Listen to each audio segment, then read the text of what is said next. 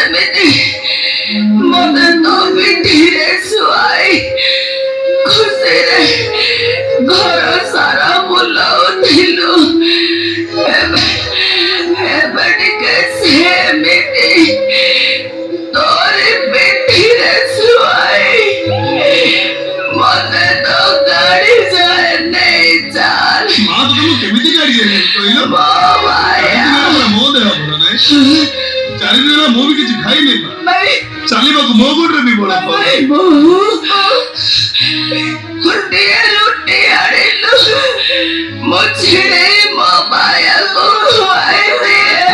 କାହିଁକି ମୋ ପାଇଁ ବ୍ୟସ୍ତ ହଉଛି କହିଲ?